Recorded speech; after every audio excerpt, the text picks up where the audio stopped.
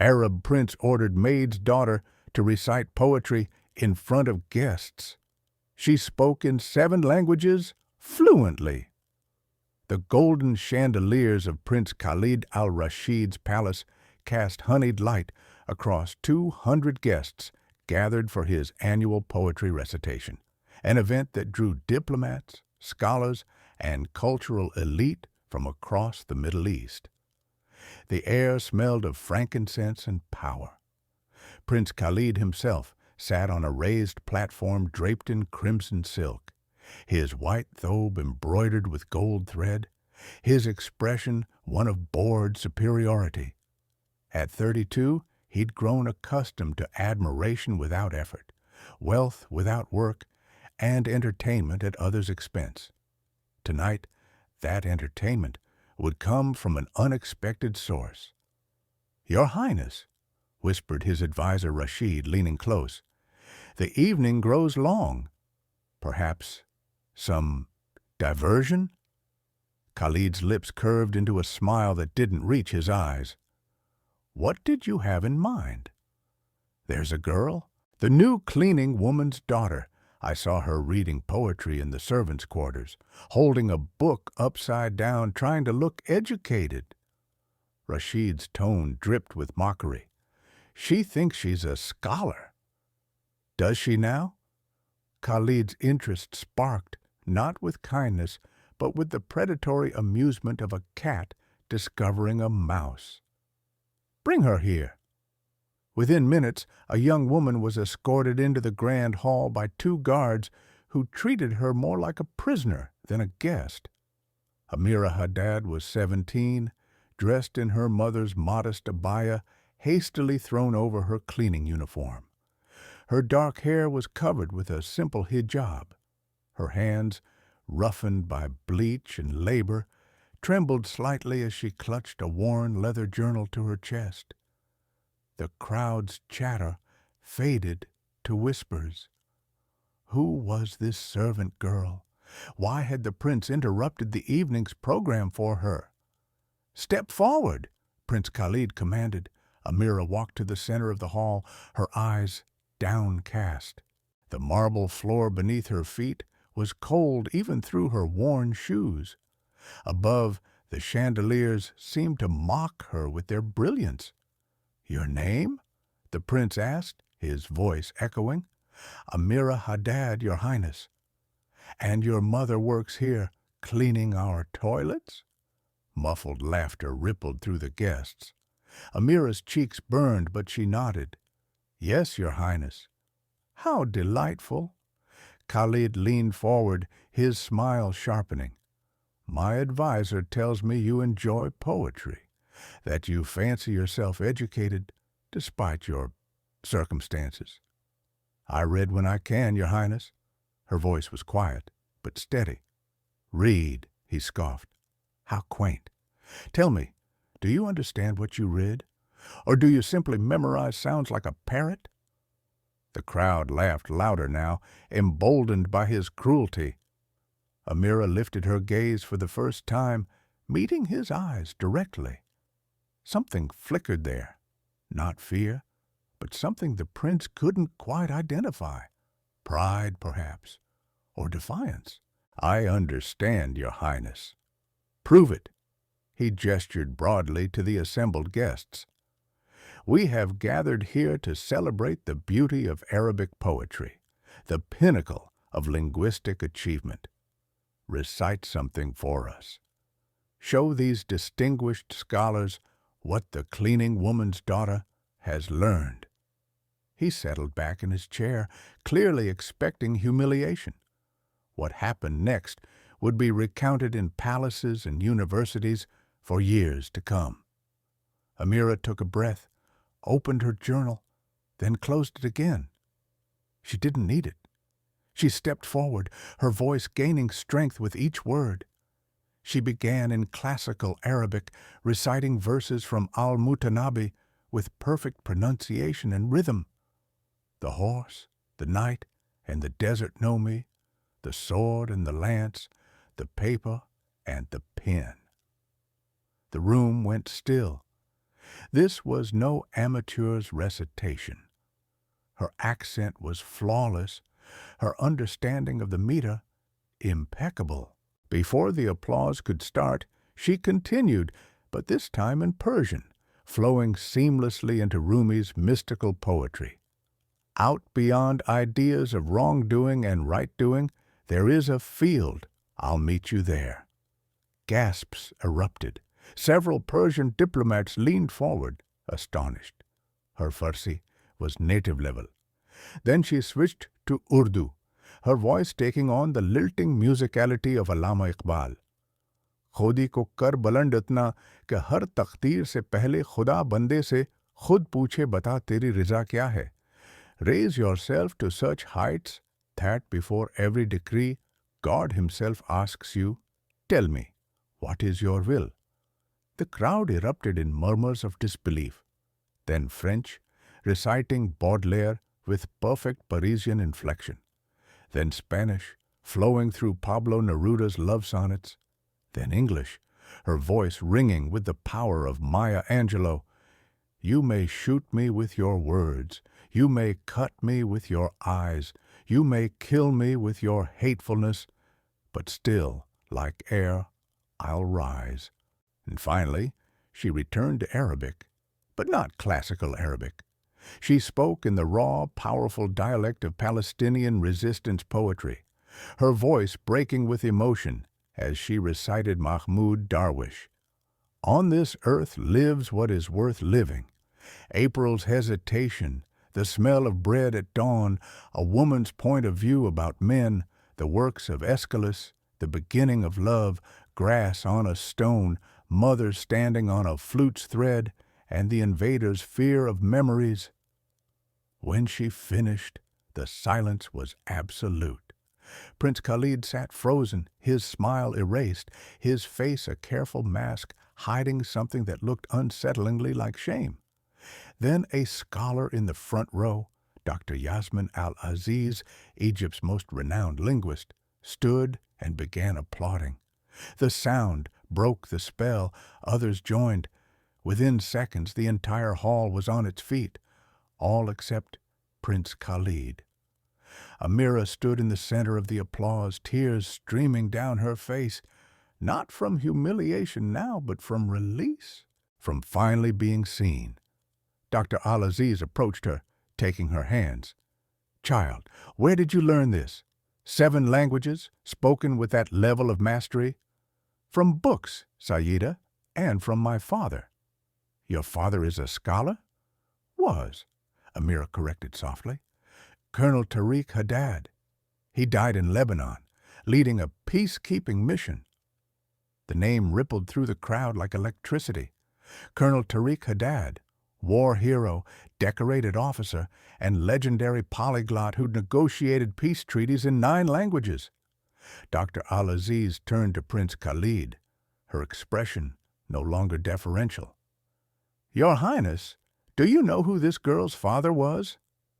Khalid's jaw tightened. I do now. 7-year-old Amira sat cross-legged on a threadbare carpet in their small military housing unit, surrounded by books in languages she couldn't yet read. Her father, Colonel Tariq Haddad, sat beside her in his uniform, his gentle hands guiding hers as she traced Arabic letters. Again, Habibdi, he encouraged, the tongue is a bridge between worlds. Baba, why do we have to learn so many languages? She asked, frustrated. Tariq smiled, his face tired but warm. He'd just returned from a month-long deployment in Sudan. Because every language carries a people's soul. When you speak to someone in their language, you don't just communicate, you honor them. You say, I see you, I respect you, you matter. He pulled another book from the pile, Persian poetry. Your grandmother was Persian. Did you know that? Amira shook her head. She died before you were born, but she used to recite Rumi to me when I was frightened as a child. Her voice was like medicine. He opened the book. I want you to know her language, to carry her voice forward. Over the next 10 years, Tariq taught Amira 7 languages: Arabic for their heritage, Persian for her grandmother, Urdu for the Pakistani soldiers he served alongside, French and English for diplomacy, Spanish for beauty, and Kurdish for the refugees they'd helped during the war.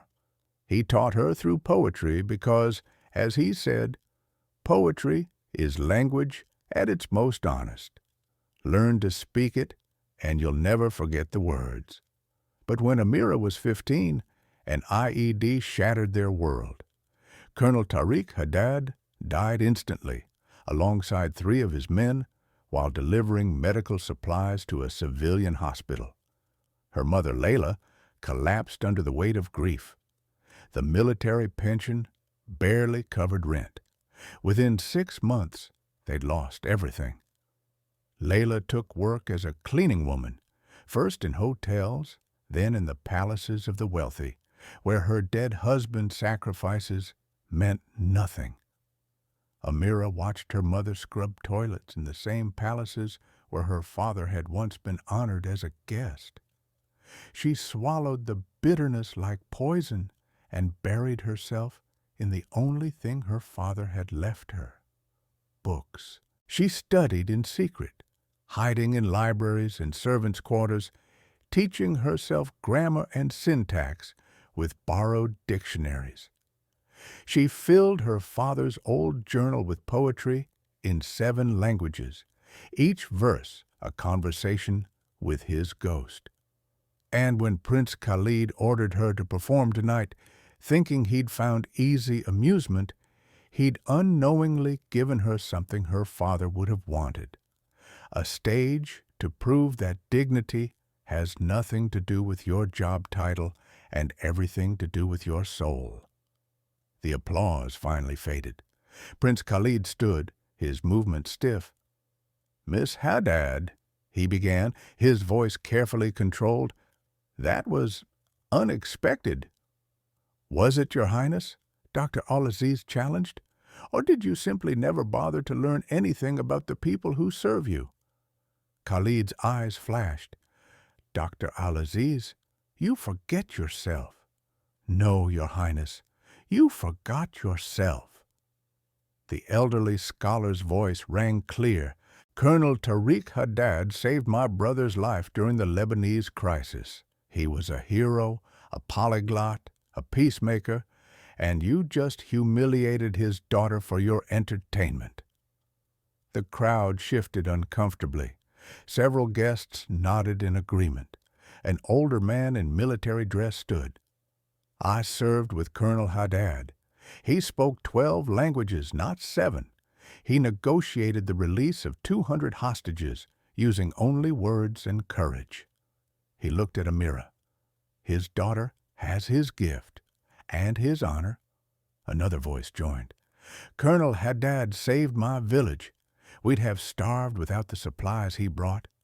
And another, "He taught our children French, refused payment, said education was the only wealth that couldn't be stolen." One by one, guests stood with stories of Tariq Haddad, the man who'd given everything and left his family with nothing. Prince Khalid felt the weight of their judgment like physical pressure. He'd wanted entertainment. He'd gotten a lesson in his own cruelty. "Miss Haddad," he said finally, "I owe you an apology." Amira met his gaze. "You owe my mother an apology, Your Highness. She's cleaned your floors for 3 years. Have you ever asked her name?" The question landed like a slap. "Or perhaps," Amira continued, her voice steady, "you owe an apology to every person you've treated as invisible because their work involves serving you instead of flattering you." The room held its breath. Prince Khalid's advisor moved forward, whispering urgently, "Your Highness, perhaps we should—" Silence. Khalid held up a hand. For the first time in perhaps his entire life, he felt the acid burn of genuine shame. "Miss Haddad is right. I have behaved dishonorably. He descended from his platform and walked to where she stood. Up close, he saw what he'd missed before. Her father's intelligence in her eyes, her mother's strength in her posture, and something else, a refusal to be diminished that reminded him uncomfortably of his own grandfather, a man who'd built their family's wealth from nothing and never forgot where he came from. "Your father," Khalid said quietly, "was a greater man than I will ever be, and I have dishonored his memory by dishonoring his daughter." He turned to address the crowd. "Tonight, I intended entertainment. Instead, I received education. I am grateful for it." He looked back at Amira. "What can I do to make amends?" She glanced at her mother, who stood frozen in the doorway, having rushed from the kitchens when she heard what was happening. Layla's face was a portrait of terror and pride. "Give my mother dignity," Amira said. "Give all your workers dignity, fair wages, respect, recognition that their humanity doesn't disappear when they put on a uniform." "Done." Khalid didn't hesitate. "And for you?" "A scholarship," Dr. Al-Aziz interjected. "With your permission, Your Highness, I'd like to sponsor Miss Haddad's education at Cairo University. Her gift must not be wasted." Before Khalid could respond, another scholar stood. "American University in Beirut offers her a full scholarship to our linguistics program." Another, "Oxford welcomes her." Within minutes, 5 universities had extended offers. The cleaning woman's daughter suddenly had more opportunities than most princes. Khalid watched, stunned, as the evening he'd designed to humiliate became Amira's coronation. Finally, he spoke. "Miss Haddad will have her choice of institutions, and until she completes her education, her mother will be employed as my family's cultural advisor at a salary befitting her late husband's service. She will never clean another floor." Layla burst into tears. Amira rushed to embrace her. As the evening concluded and guests departed, many stopped to congratulate Amira, to share memories of her father, to promise support. Dr. Al-Aziz stayed longest, talking with Amira about poetry, languages, and the future that suddenly stretched before her like an open road. Prince Khalid watched from a distance. His advisor approached. "An interesting evening, Your Highness?" "A humbling one," Khalid corrected. "I was taught that power means others fear you, but my grandfather would have been ashamed. Real power, the kind that matters, comes from recognizing the worth in others. A hard lesson. The best ones are." Khalid paused. "Rashid, tomorrow I want you to review all our household staff. I want to know their names, their families, their children's dreams, and I want to know how we can help." Rashid blinked in surprise. "Your Highness? If Colonel Haddad's daughter can carry 7 languages and still face humiliation with grace, the least I can do is learn the names of people who serve my house." He turned away, then stopped. "And Rashid? We're funding a scholarship program in Colonel Tariq Haddad's name for children of military families, full rides, no exceptions. That will cost millions. Good. Perhaps it will buy back some of my honor." The auditorium at Cairo University was packed for the International Linguistics Conference. On stage, Dr. Amira Haddad, now 22 and already published in 3 academic journals, concluded her keynote speech about language as a tool for peace. "My father used to say that every language carries a people's soul," she told the audience, her voice clear and confident. "When we speak to someone in their language, we don't just communicate, we honor them.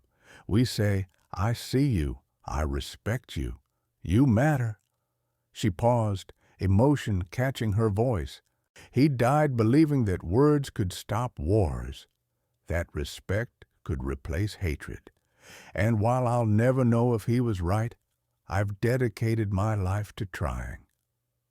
The standing ovation lasted 5 minutes. In the audience sat her mother, Layla, now the director of the Haddad Foundation, a charitable organization funded by Prince Khalid, who'd followed through on every promise, that supported military families throughout the Middle East. Beside Layla sat Prince Khalid himself, now a changed man known for his philanthropy and cultural programs. He applauded longer than anyone. After the conference, he approached Amira. Dr. Haddad, congratulations. Your father would be proud.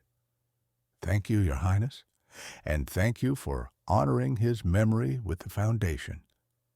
It's inadequate recompense for my behavior, but perhaps a start. He paused. I wanted you to know. Your story changed me. That night changed me.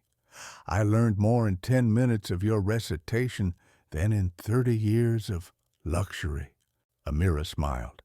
Then perhaps we both learned something. You learned that worth isn't measured by title. And I learned that people can change if they're willing to face their mistakes. A fair trade, Khalid agreed. As he left, Dr. Al-Aziz appeared. He's become a good man, that prince. Yes, Amira agreed. Humility looks good on him. And brilliance looks good on you. The older woman hugged her student. Your father would burst with pride.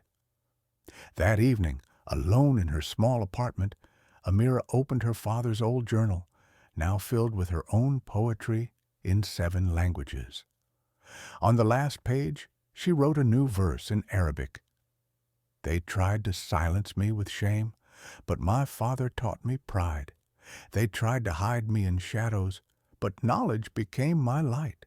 They offered me humiliation, but I gave them poetry instead. And in 7 languages I said, I am my father's daughter. I will not be erased. She closed the journal, pressing it to her heart, and whispered to the memory of a man who'd given her everything that mattered. I spoke for both of us tonight, Baba. In 7 languages, I told them you were right. That respect costs nothing. That dignity is not a luxury. That the smallest voice can carry the greatest truth. And somewhere in the space between memory and hope, a father's love whispered back across the years, I always knew you would, Habibti. I always knew.